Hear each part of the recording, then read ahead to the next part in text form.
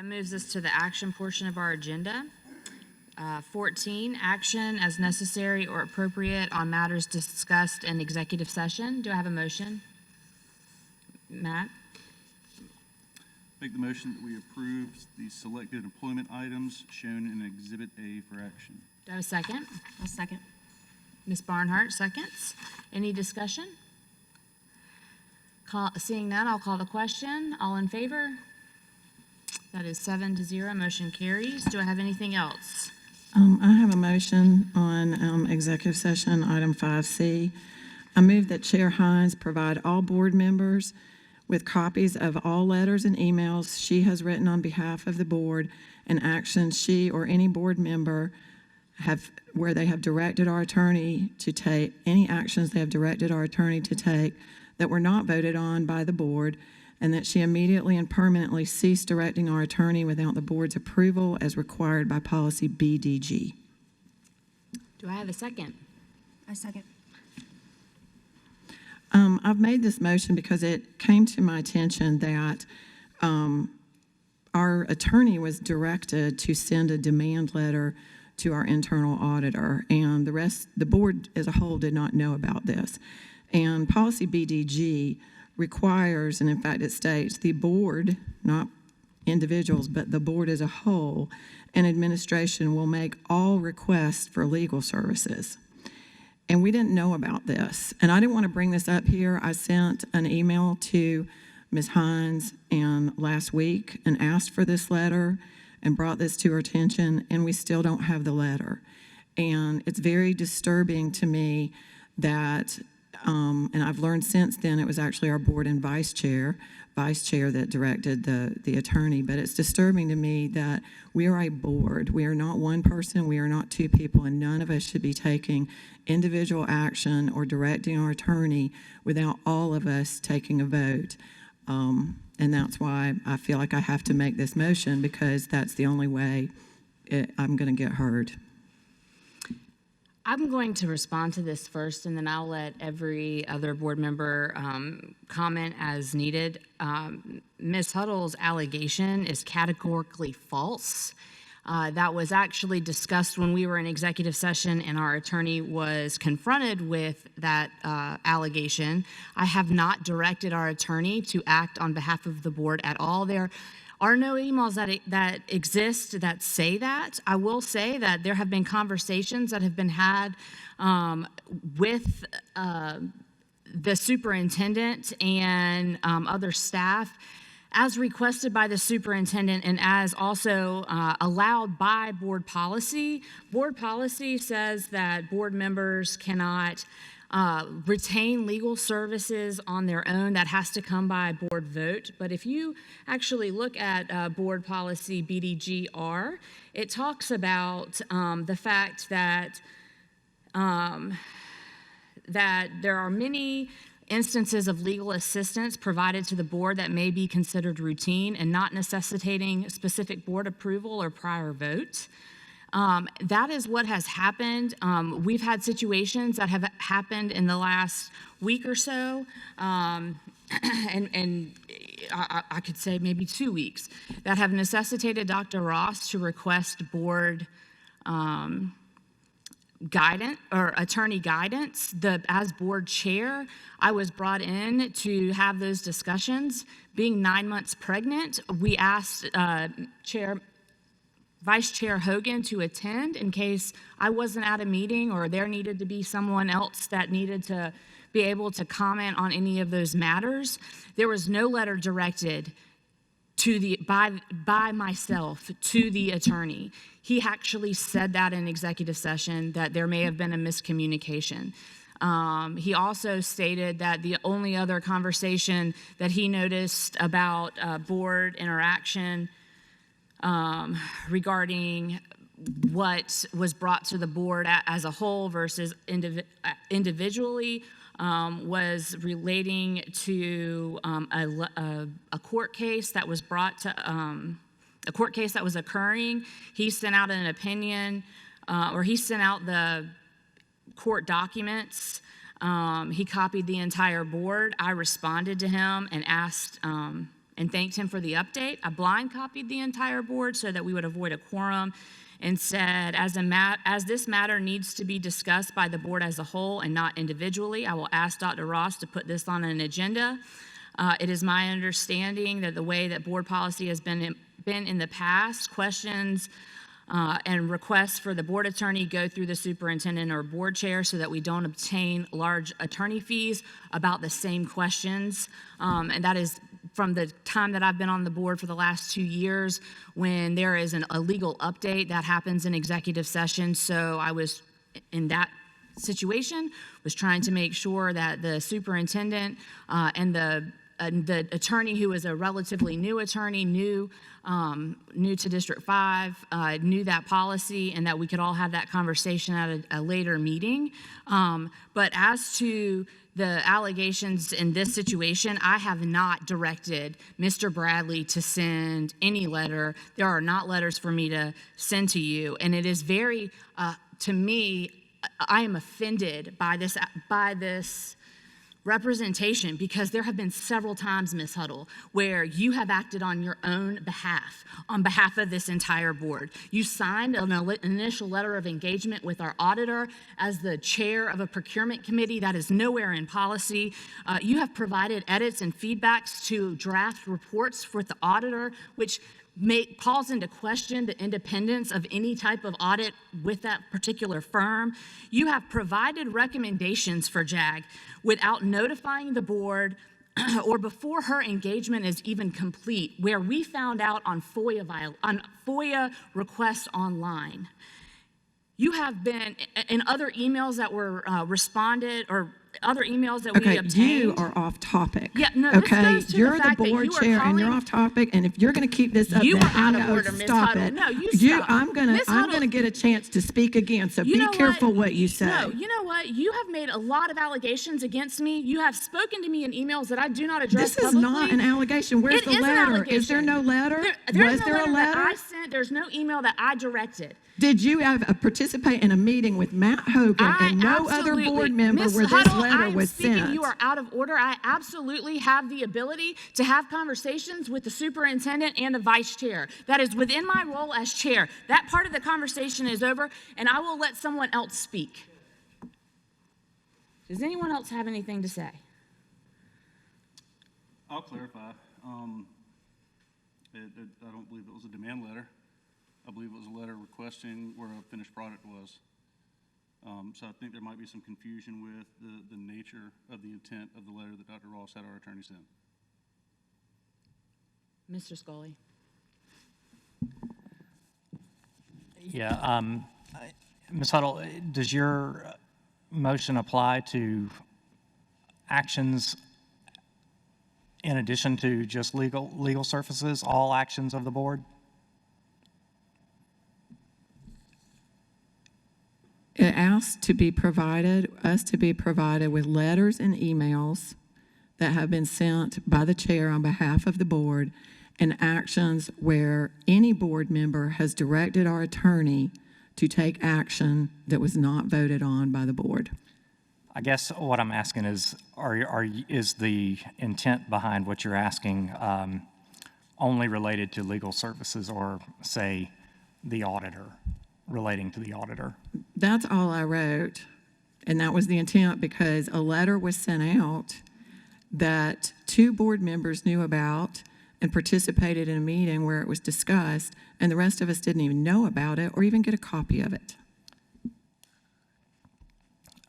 Okay, but my understanding of your objection is that you're saying that the board, or Ms. Hines and Mr. Hogan, took action outside of full board action. Is that your objection?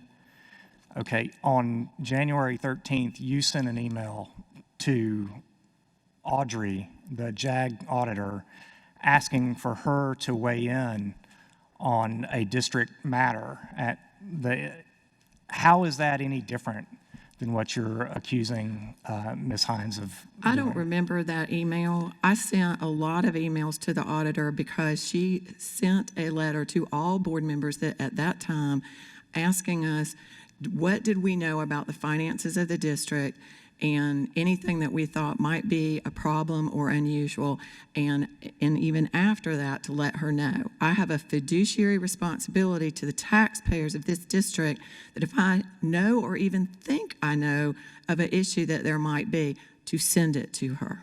But Or to any send it, auditor. but you sent it to the auditor, which would do the same thing as you're accusing Ms. Hines of doing with the attorney, as engaging the auditor that would create additional fees for the district without full board approval. How is that I any don't have different? the letter in front of me. I don't believe I January ever. 13th at 3:44 PM is the date Okay, of the I'll email. go look at the email. I don't know, I don't have it in front of me, but I would agree that no member of this body has a right to instruct a third party that would incur cost on behalf of the district. What we're talking about here is a policy that exists, that I have read from. And by the way, Ms. Hines didn't finish the rest of that paragraph.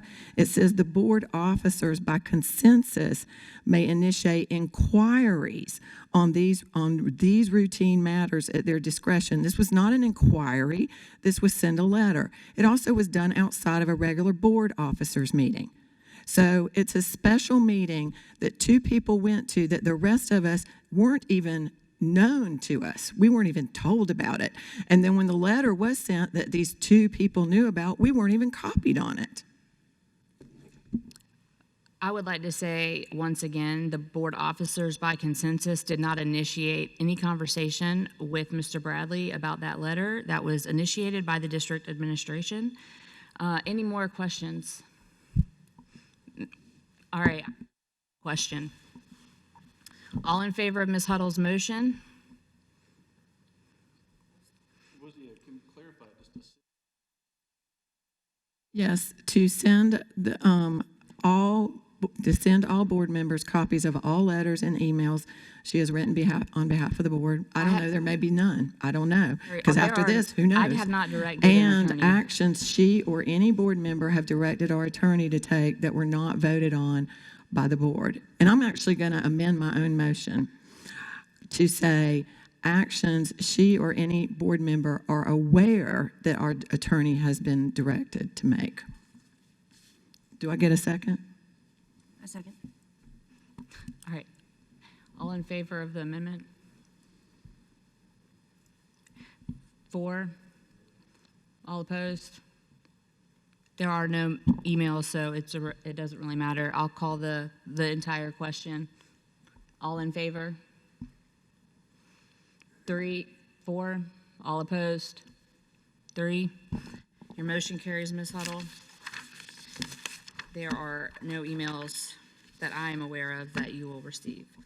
Are there any other items in executive session? Seeing none, I will move to the fourth and final reading on proposed board policy DIE, fiscal accounting and audits, Exhibit D. At this time, we'll call our CFO, Ms. Madison Paul forward for our fourth and final reading on our fiscal accounting and audits policy. Hi, good evening, Madam Chair, members of the board, and Dr. Ross. Thank you again for inviting me up here to talk about board policy DIE, fiscal accounting and audits.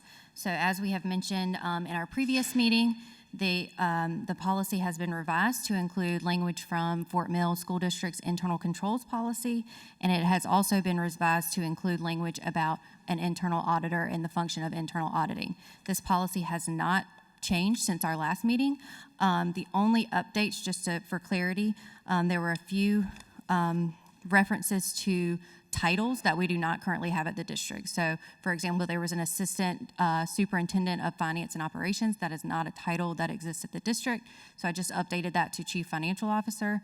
In the previous meeting, I had crossed that out so that you saw the difference, but you'll notice here that it's just been updated to include only the correct titles that correspond to the district. But I'll be glad to take any questions. Any questions from the board? Are any of the other school districts, I know we decided we didn't do the audit committee. Are you aware of any other school districts in South Carolina that have an audit committee or have created an audit committee recently? Not any that I'm aware of recently, no, ma'am.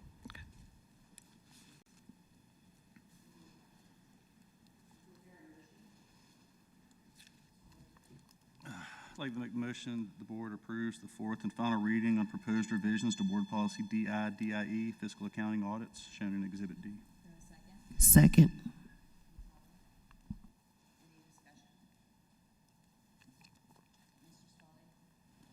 Okay. Everyone here agrees in the need and the benefit of having an internal auditor. That's myself included. None of that is being contested.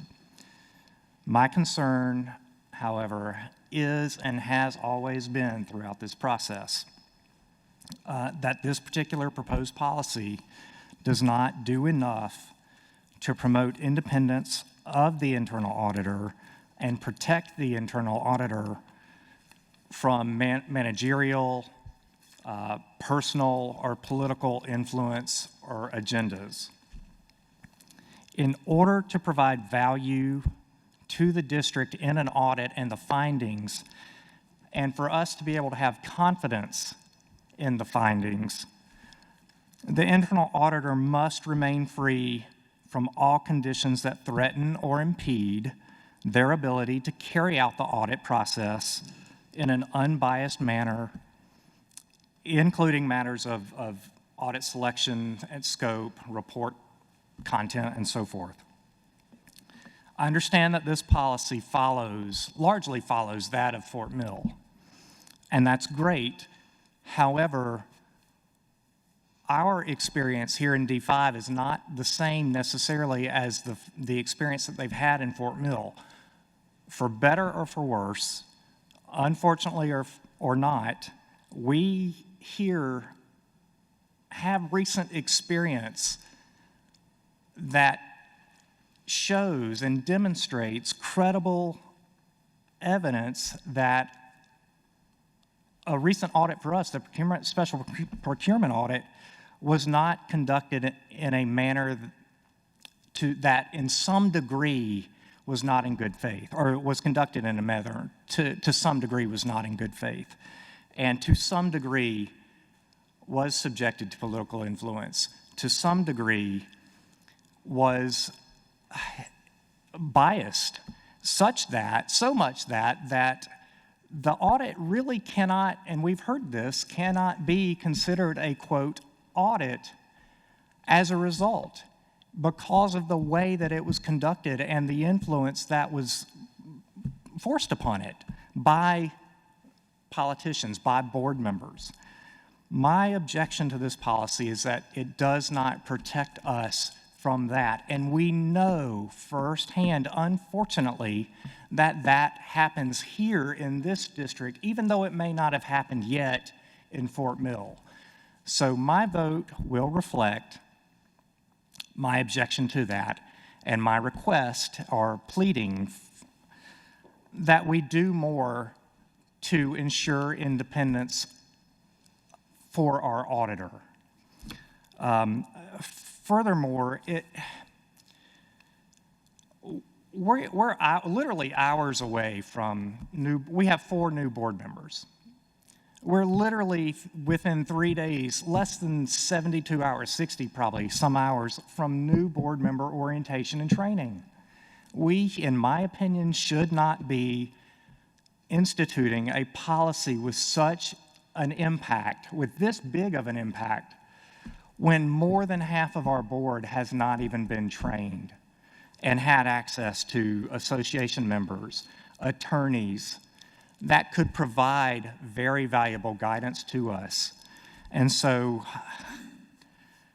in that vein, even though it won't get seconded, I will make a motion now to table this discussion until after a time period after the annual convention this weekend, so that it'll give us time to get information as new board members, process it, think about it, and ask the district to come up with guardrails so that to propose to us so that this policy is protected from bias. So, do I need to restate that? Is there a second? Mr. Satterfield? Do we have any additional conversation? Yeah, I'm gonna real quick and ask Mr. Scully to restate his motion to amend Mr. Hogan's motion. I move that we table this vote until after, You move to amend Mr. Hogan's motion to, hang on, say that again. you move to amend Mr. Hogan's motion to table Oh, or defer? yeah. I move to amend Mr. Hogan's motion to table the motion. To defer or table? I don't know the wording. Defer. Defer the motion until after the annual convention. What Mr. Satterfield seconded. Do we have any further discussion? Mr. Satterfield? Yeah, I did second it because I think what Mr. Scully is saying doesn't preclude us from just saying this is just no good. We're not saying this is not any good. And it doesn't prevent us from moving forward with the hiring of an internal auditor, correct? Correct, yes, sir. Okay, so we can still move in that direction as the board has already voted on and approved.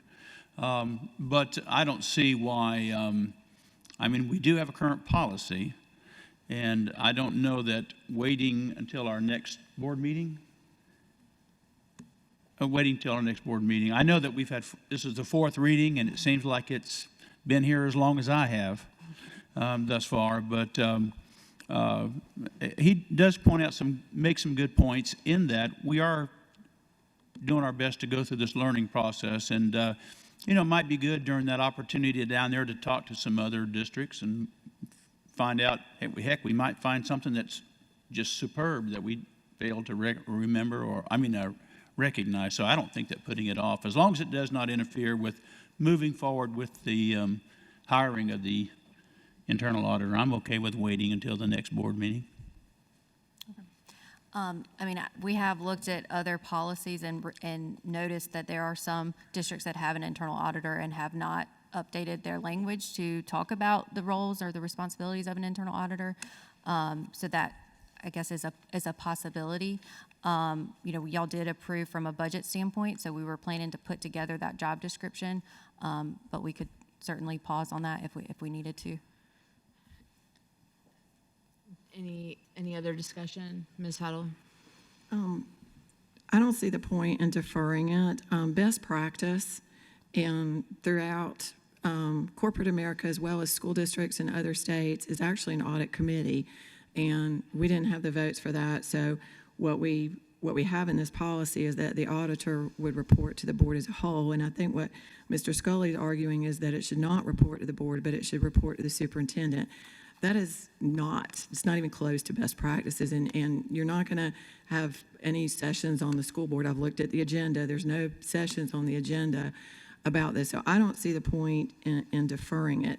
And if you think that, and I trust Dr. Ross, but if you think that collusion doesn't happen in school boards, you need to watch a movie called Bad Education. It's about the largest school board, school district corruption in the United States, and it happened in Long Island, New York, and it was facilitated by the superintendent and the chief financial officer. It's actually, in a weird way, kind of a funny movie because Allison Janney's in it.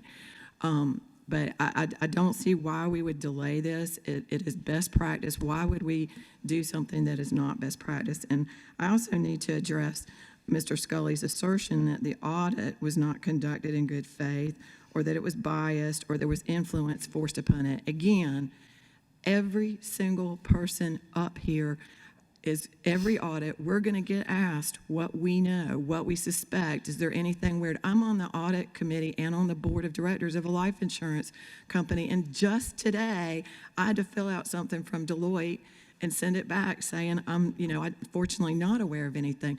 That's our job. That's our duty. That's not influencing an audit. We're not doing our job if we ignore red flags.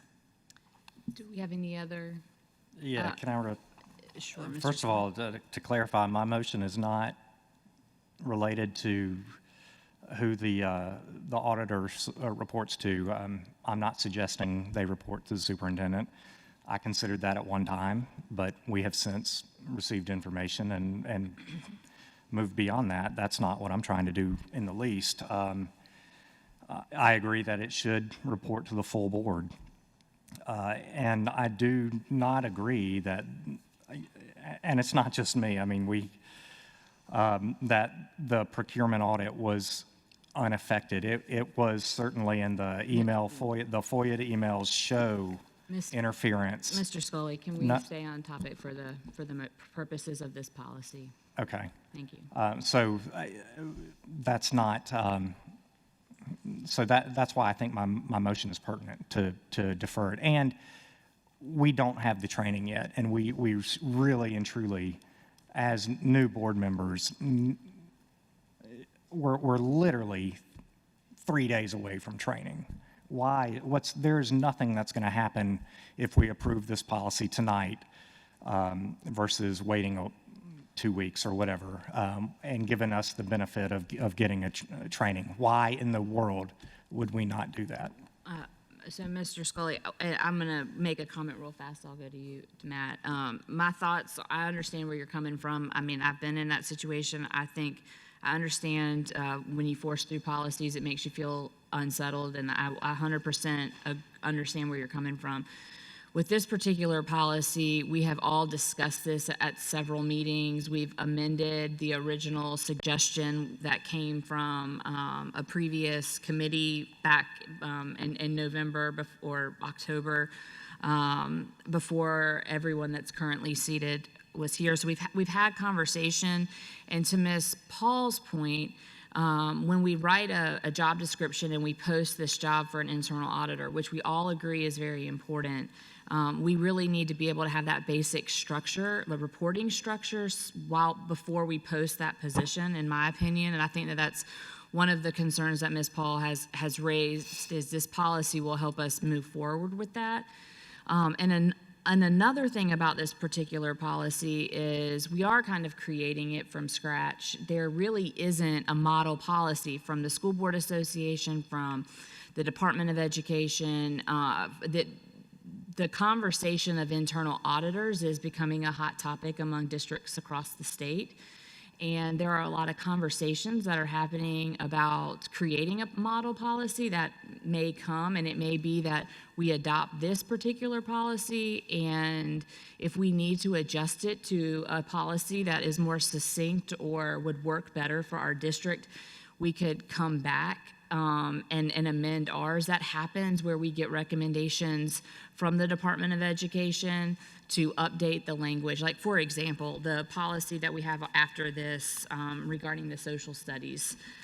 That policy is an existing policy that we are adopting because of recommendations that have come from the state. So that is still a consideration that I think that might actually happen, because I know that this conversation is happening on a larger scale of how internal auditors work with local school districts. So while I respect where you're coming from, that's my 2 cents on this particular policy, and I will turn it to Mr. Hogan before we call for the question. Yeah, and I'll reiterate a little bit of that. I guess, Mr. Scully, I'd have a little more, understanding for what in the fourth reading of it, and coming from having gone through Boardmanship 101, you do learn a lot about FOIA, you learn a lot about your ethical filings and everything like that, but they're not going to dig into board policy DI, DIE, and openly discuss that. So with that, I mean, I don't necessarily support your amendment, but I understand where you're coming from. Mr. Satterfield. Yes, I do have something to say. For all those of you who are sitting in the audience and are watching, this is called synergy. This is a very positive thing, so we're not disagreeing. I think after listening to your explanation, Ms. Hines, and recognizing the fact that we can readdress it if we find out that there are some issues that sort of enter into the picture, I think I'm in favor of that as well. So thank you for your On that note, explanation. I'm going to call for the question. There are two motions on the table. We have Mr. Scully's motion to amend Mr. Hogan's original motion. So Mr. Scully's motion was to defer the fourth reading to a later meeting. So I'm going to call that amendment first. So all in favor of Mr. Scully's motion? Mr. Scully, so that is 1. All opposed? That is 6. So that motion does not carry, and that leads us back to Mr. Hogan's original motion, which was to approve the recommended revisions to Board Policy DI, Fiscal Accounting and Audit. So I'll call that question. All in favor? That is 6. All opposed? 1. So that motion carries 6-1. That moves us to item 16 on, 16 on the agenda, which is the second and final reading on proposed revision to Board Policy IHAC, Social Studies Education, Exhibit E. Yes, ma'am. I ask Ms. Tina McCaskill, Director of Elementary Education, bring us second and final reading of Board Policy IHAC. Thank you. This is just an update, actually a couple of words updated in the policy from 2021, so that all schools, they have to have the instruction in the essentials for the United States Constitution, the Declaration of Independence, the Emancipation Proclamation, and the Federalist Papers. But the Declaration of Independence and the Emancipation Proclamation were left out in the last revision of this policy, so we're adding that part into the policy. That's the change. And we recommend final reading tonight. All right. Do I have a motion? I move, Ms. Barnhart. I move that we approve the second and final reading on proposed revision to the Board Policy IHAC, Social Studies Education, Exhibit E. Ms. Huddle seconds. Any discussion? All right, I'll call the question. All in favor? That is 6. It is that motion carries 6-0. Ms. Snipes has stepped out, and that motion carries. Thank you, Ms. McCaskill, Dr. McCaskill, Ms. McCaskill. All right. All right. And that concludes the action portion of the agenda.